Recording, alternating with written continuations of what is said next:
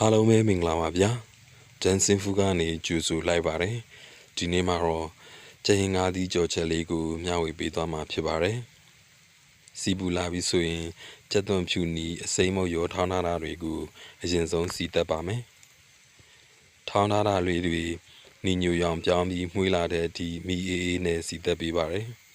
။ပြီးရင်တော့ရေစိမ်ပြီးထောင်းထားတဲ့ပစွန်ကြောက်ကိုထည့်ပြီးမှုေးပါတယ်။ပါပါလီထားတဲ့ကျရင်ငါးသီးတွေကိုထည့်ပါတယ်။အားလုံးနှံ့သွားအောင်ဒီချာလေးမှုပေးပါတယ်။ရင်နွေးနှဲငယ်ထည့်ပါတယ်။ကျရင်ငါးသီးကတော့ပါပါလီပြီး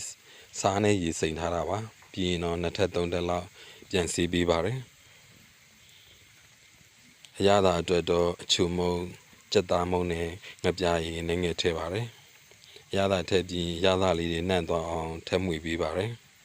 ။ရင်နွေးနှဲငယ်ထည့်ပါတယ်။ကျရင်ငါးသီးလေးတွေနူးဤသွားတဲ့အထိချက်ပေးပါတယ်။ကျရင်ငါးသီးလေးတွေနူးဤပြီးအရသာလည်းစိတ်ကြိုက်ဖြစ်ပြီးဆိုရင်တော့ကျရင်ငါးသီးကြော်ချက်လေးရပါပြီ။ကြည့်ရှုပေးတဲ့အတွက်အားလုံးကိုကျေးဇူးတင်ပါတယ်ဗျာ။